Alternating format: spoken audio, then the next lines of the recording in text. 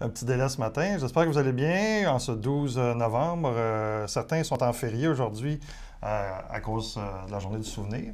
Aujourd'hui, on a une troisième session questions et réponses. Ce qu'on va faire aujourd'hui, je vais vous présenter Pierre dans 2 minutes. On continue à garder notre rythme d'une rencontre par mois autant que possible. La prochaine va être le 28 novembre, où on va parler du rôle de président d'ICA avec Laurent Morissette d'OBNL 360. Je vous invite à revisiter notre site Internet concernant notre événement du 4 décembre prochain, qui est le colloque du regroupement professionnel, avec lequel on est déjà en bonne posture pour finaliser les ventes. Et je vous invite aussi à consulter notre site Internet sur un dernier document qu'on a mis en ligne, à l'intérieur duquel vous trouverez 6 étapes pour être un moteur de changement pour votre BNL. Ce document-là est en ligne depuis le milieu de la semaine passée et je vous dirais que c'est une démarche assez intéressante là, pour changer vos habitudes puis vraiment être capable de performer plus à l'intérieur de vos organisations. Au niveau du déroulement aujourd'hui, un petit peu comme les dernières fois, on est ouvert aux questions. Certaines questions, nous, on en a déjà préparées. Et je vais commencer tout de suite en vous présentant mon cher ami Pierre Morissette, qui est le directeur général du Centre d'action bénévole. Bon matin, Pierre. Salut Stéphane. J'espère que ça va bien ce matin. Ben oui, ça va bien, certain. Aujourd'hui, on se voit parce qu'on va parler de 2 concepts qu'on a besoin de démêler un petit peu puis de préciser. L'économie sociale puis l'action communautaire. Je vais être curieux de t'entendre là-dessus. Surtout d'un point de vue d'un gestionnaire, d'être capable d'en détacher les grandes tendances pour être capable en même temps aussi de s'en servir dans notre quotidien. Mais avant tout, je vais juste faire un petit peu de bio sur ton parcours, pour comprendre aussi pourquoi tu es là ce matin.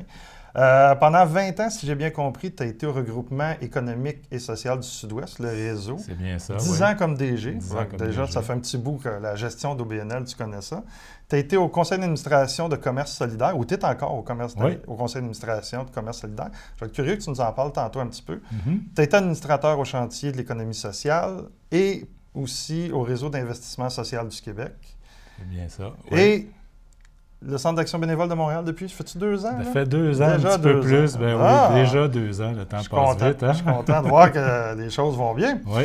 Ben écoute, je pense qu'on commencerait un petit peu, là, juste que tu me définisses, c'est quoi l'action communautaire, puis c'est quoi l'économie sociale, c'est quoi les principes en arrière de ça? OK, bon, ben, l'action communautaire, dans le fond, c'est des OBNL qui se donnent comme mission de donner des services, des activités dans leur communauté. Donc, il y a différents critères là, pour déterminer si on fait partie de l'action communautaire ou non. Mais d'abord, on est un OBNL, Premièrement. un organisme sans but lucratif. Ensuite de ça, bien, on est enraciné dans un quartier, dans une communauté où on veut intervenir. Ensuite de ça, un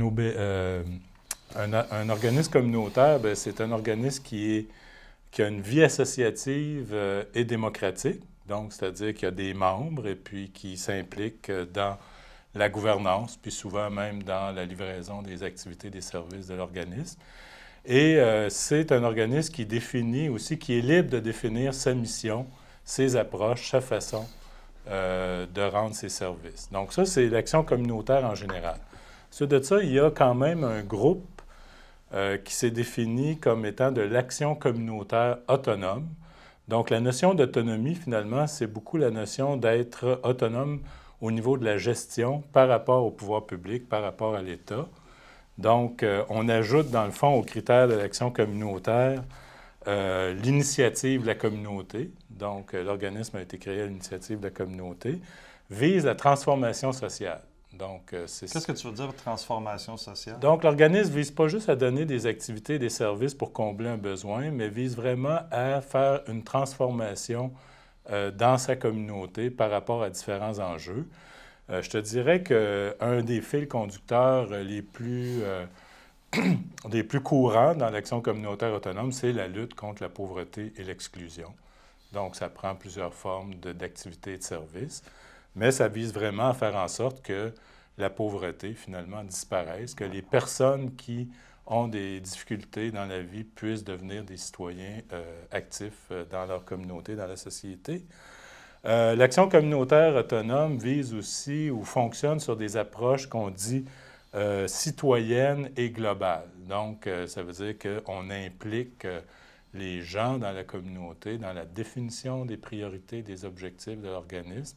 Et on a une vision, c'est-à-dire on a une lecture la plus globale possible de l'enjeu de la mission sur laquelle on veut travailler. Et je le répète, là, la gouvernance est indépendante des pouvoirs publics. Donc, presque tous les organismes communautaires sont des OBNL, mais tous les OBNL ne sont pas des organismes communautaires. Non, ça, effectivement. C'est ça. Puis parle-moi un petit peu, là, on entend beaucoup parler de l'économie sociale actuellement. Je serais curieux de t'entendre un petit peu plus là-dessus, à quel point ça fait un différentiel. Bien, l'économie sociale, c'est une grande famille. Hein? On peut dire que tout ce qui vise un objectif social dans la société fait partie de la grande famille de l'économie sociale. Maintenant, on a déterminé au Québec, à partir d'un certain nombre de critères, ce qu'étaient des entreprises d'économie sociale. Donc, la plupart du temps, encore une fois, ce sont des OBNL, mais aussi, il y a près d'un tiers des entreprises d'économie sociale qui sont des coopératives. Mais des coopératives sans but lucratif. Il y a toujours une finalité de service aux membres ou à la collectivité. On vise aussi une autonomie de gestion par rapport à l'État. Donc, ça veut dire que la gouvernance est vraiment menée par des gens de la communauté, les différentes parties prenantes qui sont autour de l'entreprise d'économie sociale. Comme dans les organismes communautaires, donc, on vise une gestion démocratique, mais qui va impliquer autant les usagers, les gens de la communauté, qu'on va faire une place aussi, dans le fond, aux employés qui sont impliqués là, dans l'organisme. On valorise en économie sociale les personnes par rapport au capital. On favorise la participation, la prise en charge, la responsabilité individuelle et collective. Et finalement, ce qui distingue vraiment, là, il y a des nuances là, dans tous ces critères-là, mais ce qui fait une grosse différence par rapport aux organismes communautaires, c'est la vente de produits et services. Donc, un organisme communautaire, c'est-à-dire une entreprise d'économie sociale, a aussi comme mode d'intervention dans son milieu la vente de produits et services dont elle tire une partie de ses revenus. Donc, une chambre de commerce, une association touristique, ça serait de l'économie sociale? Ça peut être d'économie sociale. C'est aussi une question de comment on se définit soi-même. Okay. La finalité sociale et collective est quand même un élément important dans une entreprise d'économie sociale. Le mode de gouvernance, encore là, n'est pas nécessairement toujours présent dans une entreprise, dans une chambre de commerce ou dans une entreprise touristique, par exemple. Mais effectivement, il y a beaucoup d'entreprises touristiques qui se définissent dans le secteur de l'économie sociale. Donc, l'économie sociale aussi, si je comprends bien, on peut avoir vraiment toutes sortes d'organisations. La palette, elle est très large. C'est très diversifié. C'est sûr qu'on peut distinguer des entreprises d'économie sociale qui ont une mission qui fait partie, dans le fond, des missions de l'État, donc qui contribuent à une mission de l'État, et souvent va avoir des ententes avec des ministères ou des organismes publics pour financer une partie de ces produits et services. Et il y a des entreprises d'économie sociale qui vivent entièrement, presque à 100 % sur la vente de produits et services. Ce sont des revenus autonomes. Donc, mais il y a une grande diversité de secteurs, effectivement. Puis peux-tu me dire un petit peu, là, en termes de réalité de financement, c'est quoi la différence vraiment entre les deux, entre l'action communautaire puis l'économie sociale, là? Au-delà de la vente de biens et de services, puis même si dans l'action communautaire, il y en a quand même un peu, il peut y avoir du financement relié aux activités ou ainsi de suite, là, mais je pense que de ce que j'ai compris, il y a des notions vraiment plus différentes là, en termes de financement. Bien, en termes de financement, les organismes communautaires vont être en général plutôt financés par des subventions. Okay. Ça part des subventions à la mission, donc ce qui permet, dans le fond, à l'organisme d'avoir un minimum de moyens pour donner les services et les activités reliées à sa mission. Mais on peut trouver aussi dans les organismes communautaires du financement par ententes de services ou sur des activités par projet, on va dire souvent. Donc, on reçoit un financement pour mener un projet spécifique qui va avoir tel objectif pour atteindre tel type de résultat. Et très peu, finalement, dans les organismes communautaires, de la vente de produits et services. Ça peut arriver, mais ça va être des montants nominaux, disons, qui vont être demandés pour avoir accès à un service. Des fois, ça va passer par la cotisation pour devenir membre, des choses comme ça. Mais on ne va pas tarifer les services au coût de revient du service. Alors que dans les entreprises d'économie sociale, bien, on va de façon plus courante trouver de la vente de produits et services, donc au coût de revient. Et évidemment, on va trouver différents types de soutien financier qui passent par des prêts, qui passent par de la capitalisation. Mais là, tu vas me dire, de la capitalisation dans un OBNL, comment ça marche? Oui. Bien, c'est un des enjeux, finalement, qui a été soulevé depuis une trentaine d'années. Comment capitaliser une entreprise d'économie sociale pour qu'elle puisse, dans le fond, travailler à armes égales avec le secteur privé, au moins être capable d'avoir les moyens de rendre ses services et vendre ses produits. Donc, on a développé en économie sociale des produits qu'on appelle de quasi-capitalisation, de quasi-équité, qui, dans le fond, c'est du capital patient. Dans le fond, c'est comme une espèce de prêt, mais dont le remboursement n'est pas demandé avant une période assez longue. Par exemple, la fiducie de l'économie sociale va faire des prêts avec remboursement de capital seulement après 15 ans. Donc, pendant 15 ans, l'organisme va payer les intérêts sur le prêt qui a été mis dans son entreprise et va seulement payer le capital ou rembourser le capital au bout de 15 ans. Est-ce que tu rentres les obligations communautaires là-dedans? Bien, les obligations communautaires, ça s'apparente... Peut-être juste résumer oui. 2 secondes qu'est-ce qu'une obligation communautaire là, avant. C'est pas tout le monde, c'est un produit de financement qui est assez récent. Je ne sais pas si vous étiez au courant que ça existe, l'obligation communautaire, mais c'est une dette personnelle presque. Bien, c'est comme, oui, une obligation, dans le fond, c'est comme tu vas mettre un certain montant pour avoir en retour une obligation là, qui va porter intérêt pendant un certain temps et qui pourra être remboursable après 5 ans, 10 ans, 15 ans. Un peu comme les obligations du gouvernement, finalement. Oui, sauf que là, tu peux faire un prêt personnel à un OBNL. Mais c'est pas un nouveau produit. C'est pas nécessairement considéré comme de la quasi-équité. Ça dépend de celui qui va faire l'analyse de tes états financiers.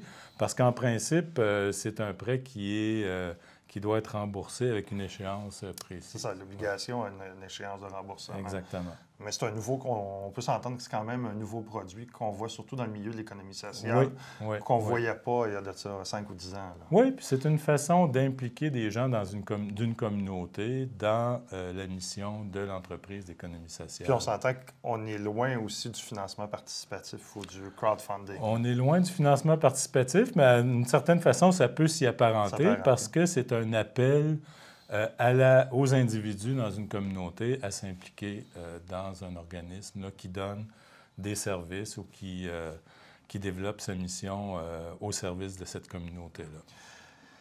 Au niveau des conseils d'administration, tant en économie sociale que du côté de l'aspect plus communautaire de la chose, est-ce qu'on a des particularités bien spécifiques à ces deux milieux-là ou si les CA sont composés de la même façon? Bien, dans les deux cas, on parle de gouvernance démocratique, donc basée sur... Donc, à la base, il y a un membership. Il y a un membership, puis on vise toujours une gestion démocratique, donc qui implique le plus possible les parties prenantes autour de la mission de l'organisme.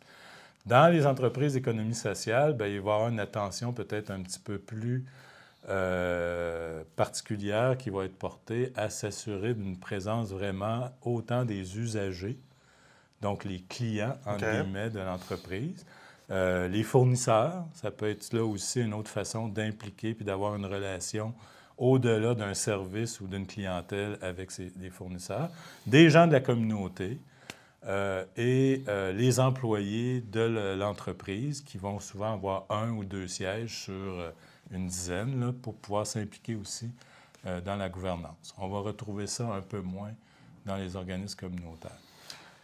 OK. Puis, est-ce que, disons, quelqu'un veut partir une OBNL, c'est quoi ses premières ressources pour, quel que soit le modèle? Là, tu l'enverrais vers qui, toi? Ben écoute, les ressources ont beaucoup été affectées dans les dernières années. OK. Il y avait sur l'ensemble du Québec des centres locaux de développement. Le gouvernement a décidé de mettre fin à ce programme-là. Il reste des centres locaux de développement un peu partout Ouais, gérés pas par les uniforme, on MRC. s'entend. À Montréal, il y avait les corporations de développement économique communautaire, les CEDEC, qui ont disparu aussi.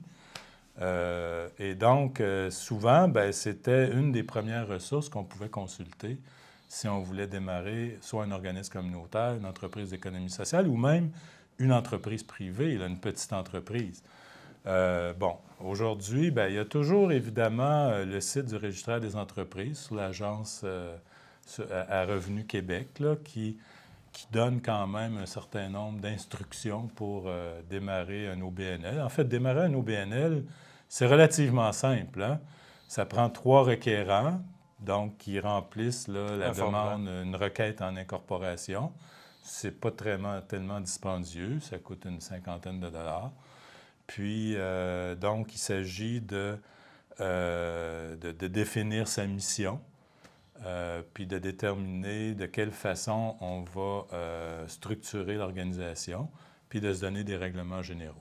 Donc, c'est relativement facile. Puis, il y a beaucoup d'organisations au Québec, dont la tienne, je crois. Ah, non, même pas, non. Qui peuvent donner un soutien sur la je gouvernance après coup. je te dirais ouais. que peut-être même pour ceux qui écoutent, là, ce serait une bonne idée de peut-être prendre juste 2 secondes pour spécifier qu'est-ce qui se passe au BNL. Nous, on s'adresse aux gestionnaires. Donc, à partir du moment où tu as ton premier employé dans l'OBNL, on fait vraiment une prise en charge des employés. Donc, directeur, c'est sûr qu'une grosse partie de la clientèle auquel on s'adresse, ce sont les directeurs généraux. Dans certains cadres, ils portent le nom de coordonnateur. C'est jamais pareil d'une organisation à l'autre. Mais on s'adresse vraiment à la partie rémunérée du milieu de l'OBNL et non pas les conseils d'administration ou les administrateurs qui sont quand même assez bien servis par des structures comme l'Institut de gouvernance ou le Collège d'administrateurs agréés, Concertation Montréal. Et beaucoup d'organisations qui avaient déjà pris une place dans le support aux administrateurs. Nous, on s'est dit qu'il y avait une place plus au niveau des gestionnaires, des DG, qui vivent une série de particularités. Puis ce que je trouve intéressant aussi dans ce qu'on discute aujourd'hui, c'est l'approche intrapreneur aussi. Parce que, surtout si on parle un petit peu plus de l'économie sociale, comment on se définit comme entrepreneur social aussi? Parce que ça, c'est un terme qui est nouveau, là.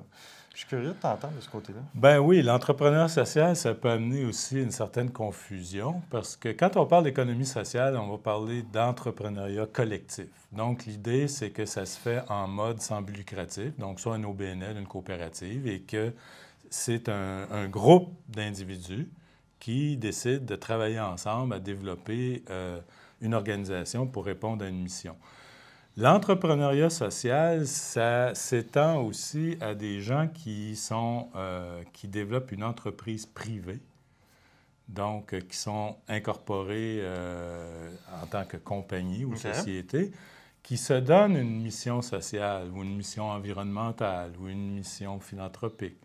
Mais dans le fond, c'est bien selon la volonté des dirigeants qu'on se donne cette mission-là, puis c'est pas nécessairement la finalité de l'entreprise de maintenir cet engagement social-là à long terme. Et puis évidemment, la différence entre une entreprise collective et une entreprise individuelle, c'est que l'entreprise collective, elle, bien, son patrimoine, il va se transmettre d'une gouvernance à l'autre à mesure que l'entreprise évolue. Quand c'est un entrepreneur privé, bien, c'est sûr que si la personne décide de changer ses orientations et tout ça, il n'y a pas nécessairement la même pérennité dans l'entrepreneur social. Mais on voit beaucoup l'entrepreneur social, entre autres, dans les start-up, là. Donc, des jeunes qui ont plein de bonne volonté pour faire une différence, changer le monde sur différents enjeux. On le voit beaucoup en environnement. Mais qu'ils font d'une manière privée. Mais qu'ils font d'une manière privée. Alors, c'est sûr qu'il faut faire attention. Ce n'est pas nécessairement mauvais que des entrepreneurs privés décident de s'impliquer socialement dans leur communauté. Mais la pérennité, disons, la continuité n'est peut-être pas garantie de la même façon. Est-ce que tu serais d'accord de dire qu'il commence à avoir un tissu de support pour l'économie sociale qu'on n'avait pas depuis quelques années? Il me semble qu'on voit de plus en plus et d'organisations, et de projets, et de programmes pour supporter ces initiatives-là. Oui et non. Tu as raison de dire que... Je suis content du non. Moi, je pensais que c'était juste oui. Ben oui, il y a beaucoup d'organisations, mais comme je le mentionnais tantôt, il y avait un réseau de soutien local qui passait à travers les centres locaux de développement puis les CEDEC, qui a été passablement perturbé là, par l'abandon du programme CLD par la Ville de Montréal. Il y a eu des transferts de responsabilités au niveau local, mais l'argent qui était investi, on parlait de 60-70 millions par année avant dans ce réseau-là, a été diminué des 2/3. OK. Et donc, bon, il y a certaines municipalités, MRC, qui ont comblé la différence en partie, mais il y en a plusieurs qui ne l'ont pas fait. Donc, au niveau local, disons que le soutien aux entreprises d'économie sociale est un peu inégal. Il y a des endroits où il y en a encore, des endroits où il y en a moins. Maintenant, il y a des outils au niveau provincial, au niveau national, qui continuent à donner un bon soutien là, autour du chantier de l'économie sociale. Tu me fais penser à un terme que j'ai entendu dernièrement, puis je suis curieux de t'entendre, c'est le déficit social.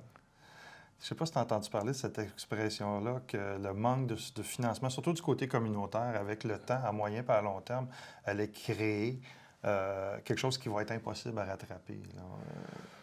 Puis j'ai vu ce terme-là, entre autres, dans certains documents d'Imagine Canada, puis certains autres documents au niveau fédéral, bien, peut-être dire pas en canadien, là, comme quoi le déficit social serait un gros problème à moyen terme, là, si on le prend sur écoute, on pourrait en parler longuement de tout ça. C'est certain que le financement dans les organismes communautaires, ça demeure un des enjeux cruciaux là, des dernières années.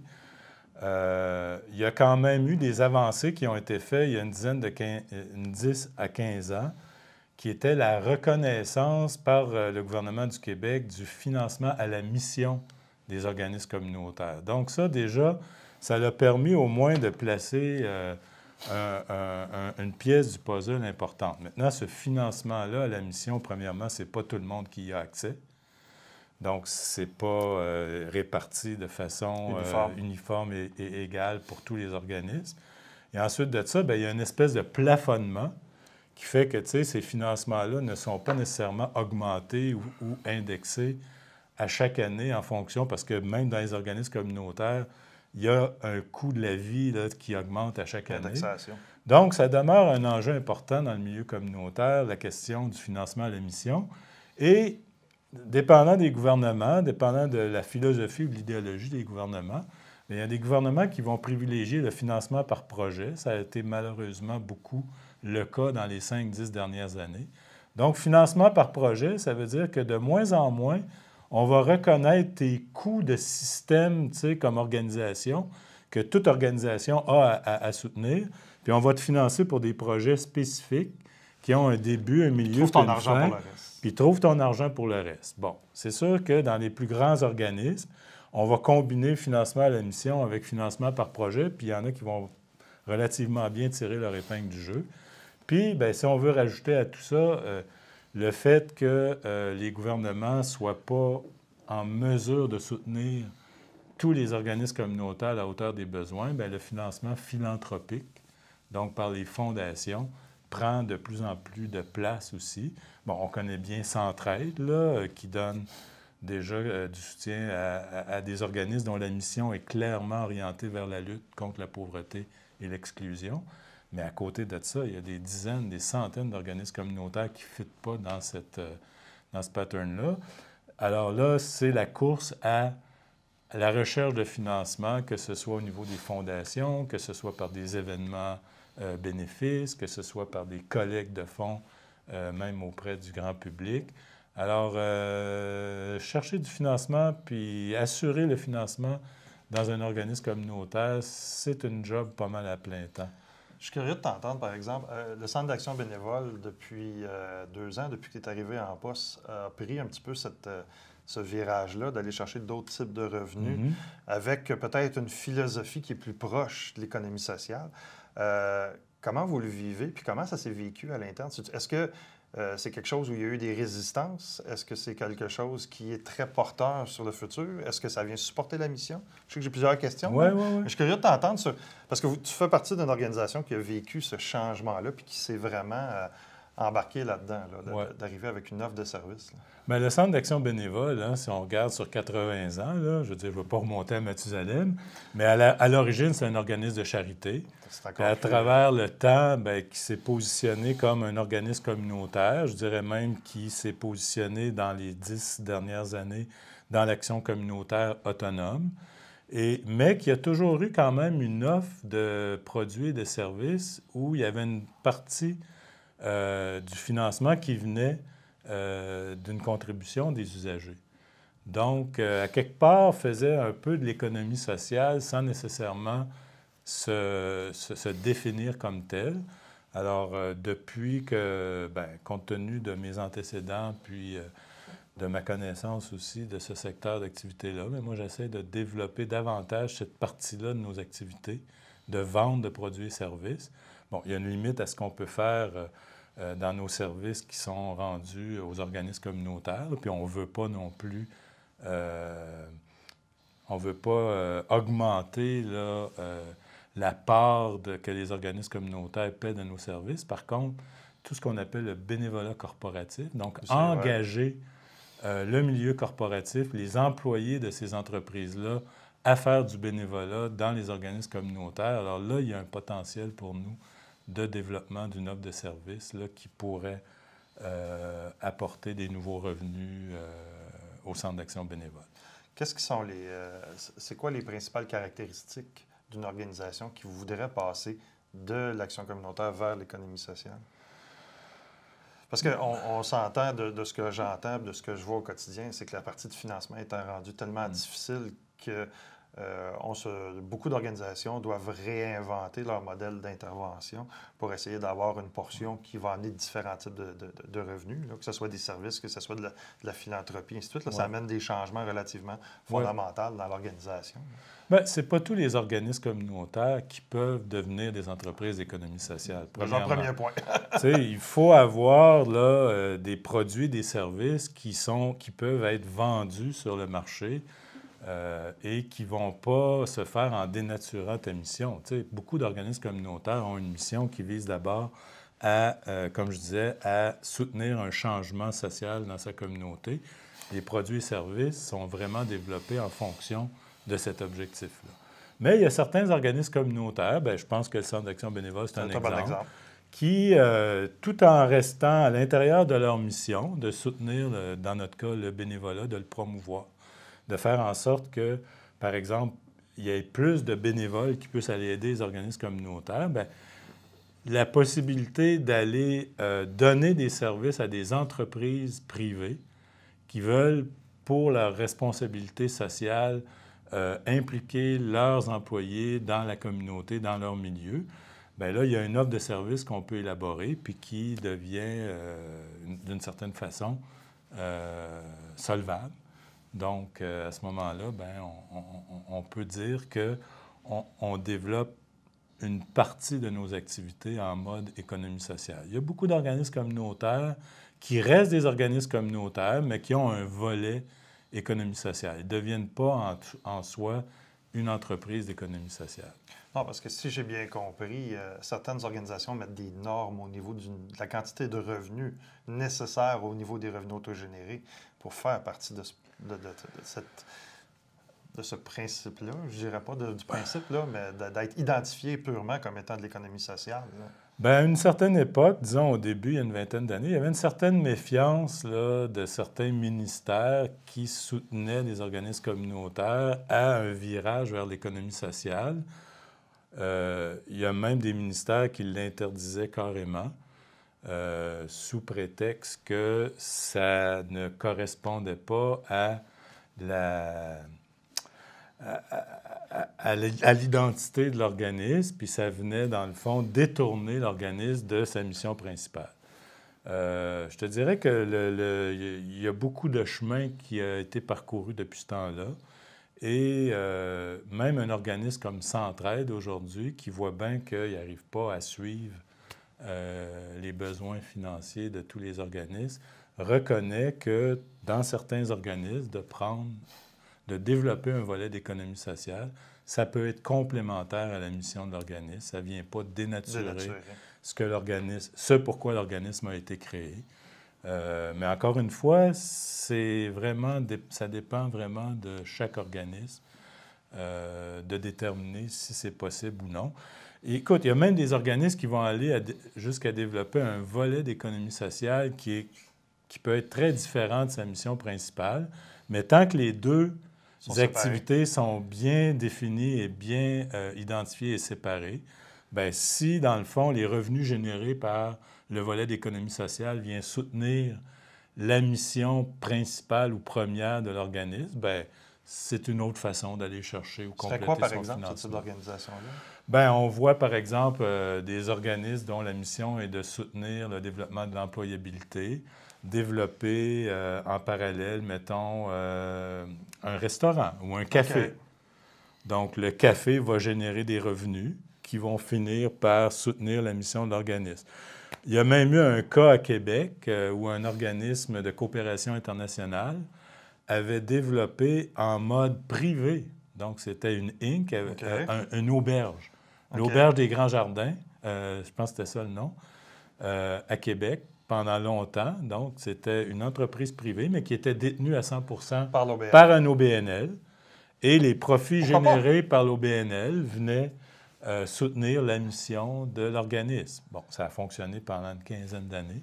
Je pense que récemment... C'est sûr qu'investir dans une entreprise privée pour un OBNL, ça veut dire développer toute une série de compétences puis de façons de faire qui ne sont pas naturelles dans un OBNL. Donc, c'est pour ça que je dis qu'il faut être capable de séparer comme il faut ce qui est l'activité qui génère les revenus, donc ton volet économie sociale, de ton volet communautaire. Mais ça, c'est pour quand tu es un organisme communautaire, parce que tu peux être une entreprise d'économie sociale 100 assumée comme telle, un OBNL qui est créé pour une mission sociale X, Y, Z, mais qui a décidé que pour remplir sa mission, bien, elle pouvait vendre des produits et services dans son milieu. Tu sais, en tourisme, par exemple, on en voit plein de gens qui sont structurés en OBNL. En fait, je pense que c'est C'est 98 des festivals qui ont au moins un OBNL. Certains ont des compagnies privées de gestion aussi, mais la majorité sont des OBNL. Puis dans les attractions, c'est autour de 45 mais on voit d'autres organisations au niveau de certains types de services qui sont effectivement structurés. Bien, les camps de vacances, par exemple, sont tous des OBNL qui vendent des services et des produits. D'ailleurs, le réseau Loisirs Québec fait partie du chantier de l'économie sociale. Donc, c'est un secteur où il y a beaucoup d'entreprises économiques. Mais il y a une portée de message qui ne s'est pas rendue partout en sport et loisirs, par exemple, encore moins en tourisme. C'est pour ça que je trouvais ça intéressant aujourd'hui d'aborder le thème de l'économie sociale, parce que si on sort de certaines sphères assez précises, quand on va dans des sphères, c'est ça, le tourisme, sport et loisirs, l'art et culture, entre autres les salles de spectacle, ainsi de suite, c'est pas nécessairement des organisations qui ont embrassé ces principes-là et qui mettent en place une définition d'eux-mêmes comme faisant partie de ce mouvement-là non plus. Et en même temps, ce que je trouve un petit peu regrettable, c'est que dans certains cas, ils ne se donnent pas accès à certaines ressources qui sont disponibles aussi. Fait qu'ils sont un petit peu... je trouvais ça intéressant de discuter de ça, entre autres pour ouvrir les yeux de certains gestionnaires là, qui ont d'autres réseaux autour d'eux auxquels ils pourraient avoir accès, qui ne sont pas nécessairement... comme on dit en franglais, top of mind, comme on dit. Sont pas, c'est relativement récent. Hein? C'est depuis le sommet socio-économique de 1996 qu'a été créé le chantier de l'économie sociale et différents outils là, pour soutenir le développement de l'économie sociale. C'est sûr que les coopératives, les OBNL, ça existait avant ça. C'est sûr qu'il y a du monde qui, sans se définir comme ça, on disait un organisme qui a une mission... rentable socialement et viable économiquement. Avant qu'on appelle ça de l'économie sociale, c'est comme ça qu'on qualifiait, si on veut, des organismes qui étaient un peu, sans se définir comme tels, de l'économie sociale. Le coopératisme au Québec, on le sait, ça date de plus d'une centaine d'années. Il y a des grandes coopératives, on nomme Desjardins, Coop Fédéré et tout ça. Est-ce qu'on les considère comme faisant partie ou non de l'économie sociale aujourd'hui? Ça aussi, ça fait l'objet de débats. Mais à quelque part, ce sont des organismes dont la mission n'est pas de faire générer des profits, mais plutôt des services et de l'activité pour ses membres. D'encaisser des profits surtout, parce que la génération de profits est de plus en plus nécessaire pour les OBNL pour être capable de pallier à certains types de financements qui n'existent plus. Là, bien sûr, quand on est dans le OBNL, on parle de surplus et non de profit. Et on sait que la grande caractéristique qui différencie une société ou une compagnie d'un OBNL, c'est la distribution de ces surplus-là. Effectivement. Alors, dans une compagnie, bien, elle est distribuée aux actionnaires par la voie de dividende, tandis que dans un OBNL, bien, elle reste dans l'OBNL et doit être réinvestie dans la mission. Non, mais je trouve ça assez important comme notion parce que je croise régulièrement des gens qui ont un petit problème avec cette notion de surplus-là et ils se mettent à risque comme organisation, puis ils n'ont pas de financement. Ils n'ont pas nécessairement les montants de renouveler des équipements ou de se payer un site Internet, ainsi de suite, parce que dans leur tête, ils n'ont pas le droit. Mais je pense que c'est... Bien, dans leur tête, ils n'ont pas le droit. Il faut dire que les bailleurs de fonds aussi ne rendent pas nécessairement la chose facile aux OBNL. Ça, c'est un autre problème. Faire un surplus quand tu es financé par des subventions, bien, ça risque de faire... ça ouvre la porte à des questions de ton bailleur de fonds. Tu le vois encore beaucoup? Je sais qu'il y a certains ministères qui sont moins... qui ont moins cette difficulté-là parce qu'ils croient au réinvestissement dans la mission. Il y a d'autres ministères qui ont... Par exemple, je te dirais que le PSOC, là, le programme de soutien aux organismes communautaires, tu ne peux pas avoir un surplus accumulé qui représente plus de 25 de ton budget annuel. OK. 25 c'est quand même pas pire, mais il y a une règle là, qui dit que dans n'importe quelle organisation, tu dois avoir au moins 3 mois de revenus accumulés pour faire face à une éventuelle fermeture. Si tu es obligé de fermer demain matin, tu as des obligations à remplir, tu as des salariés à payer, tu as des conditions à respecter et tout ça. Donc, on dit 3 mois. Bon, est-ce que 25 ça peut représenter 3 mois? Bien, normalement, 25 de ton budget, c'est 3 mois. Donc, si tu atteins ce niveau-là, bien là, tes bailleurs de fonds peuvent commencer à te poser des questions, tu sais. Puis il n'y a pas un bailleur de fonds qui te finance puis qui va aimer ça, voir qu'à la fin de l'année, ben, tu as un surplus de 10, 15, 20, 25 000 qui vient finalement de ta subvention. Donc, c'est pas juste les gens qui travaillent au BNL là, qui ont cette idée-là, c'est vraiment la façon dont le système est fait. Alors, c'est sûr que quand tu es dans une entreprise d'économie sociale, plus tes revenus viennent de ta vente de produits et services, bien, moins tu es limité par ce genre de choses-là. Donc, c'est ce qu'on appelle, à quelque part, pendant longtemps, on a parlé, parce que l'économie sociale au Québec, ça vient beaucoup des organismes communautaires.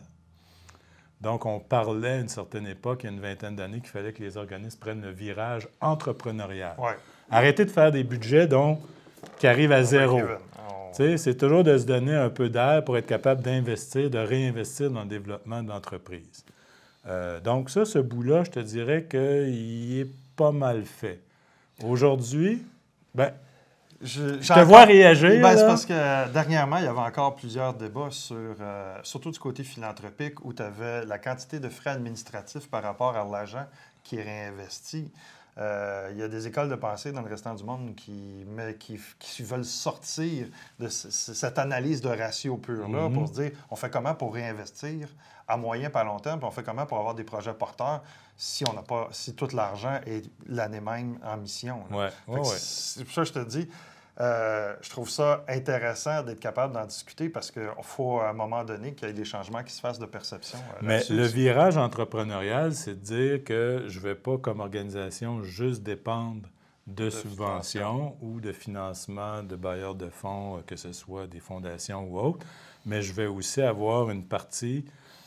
on disait à une certaine époque, on parlait de 20 pour être considéré comme une entreprise d'économie sociale. Ça, ce n'est pas une règle absolue. Non. C'est une règle que peuvent se donner différentes organisations qui soutiennent l'économie sociale. Mais 20 c'était comme considéré comme un seuil minimum de vente de produits et services. Donc, plus que ta proportion de tes revenus vient de vente de produits et services, bien, plus que tu peux fonctionner comme une entreprise, donc prévoir que tu vises à faire un certain surplus pour être en mesure de réinvestir dans ton organisme, dans ton organisation, pour la développer. Mais pour faire face au développement, tu ne peux pas juste compter sur la génération de tes propres revenus. Donc, c'est là que les outils qui ont été créés par le chantier entrent en jeu. Donc, au départ, il y a eu le Réseau d'investissement social du Québec, donc qui a été créé pour faire des prêts dans les entreprises d'économie sociale, donc soutenir le développement. Après ça, bien, et là, la limite, c'était 50 000 $. Après ça, il y a eu la création de la fiducie du chantier de l'économie sociale, qui, elle, peut investir jusqu'à 1,5 million, puis dans des cas exceptionnels, même plus, pour capitaliser, qu'on va dire, l'entreprise. Donc, c'est ce qu'on appelle le capital patient, dont le capital n'est pas remboursable avant 15 ans.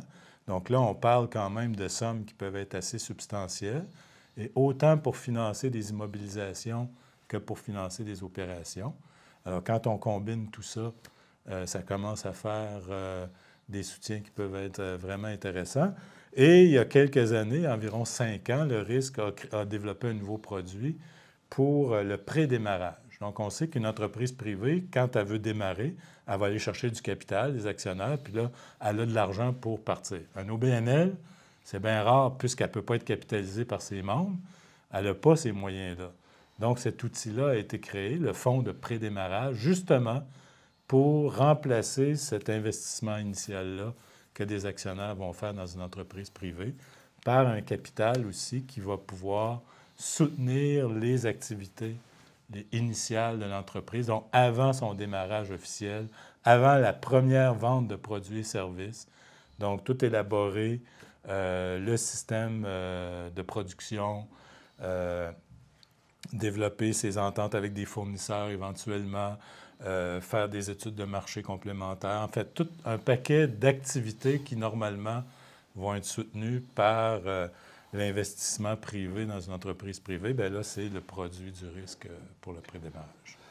Beaucoup de choses, hein? Finalement, bien, il y a quand même beaucoup d'outils. C'est deux termes, mais qui veulent dire plein de choses. Ouais, je te remercie de ton temps et de ta disponibilité aujourd'hui, Pierre, parce que ça passe quand même assez rapidement. On arrive à la fin, là. Je veux dire aussi un gros merci à l'équipe de Témoins Productions pour aujourd'hui et je vous invite encore le 28 novembre prochain pour notre prochaine session. Entre-temps, vous avez des questions, des besoins, vous pouvez voir notre site internet espaceobnl.ca et il y a notre groupe Facebook et notre groupe LinkedIn où vous pouvez aussi poser des questions, interagir avec les autres. Et en même temps profiter de ce que les médias sociaux peuvent nous offrir. Je vous remercie et à la prochaine.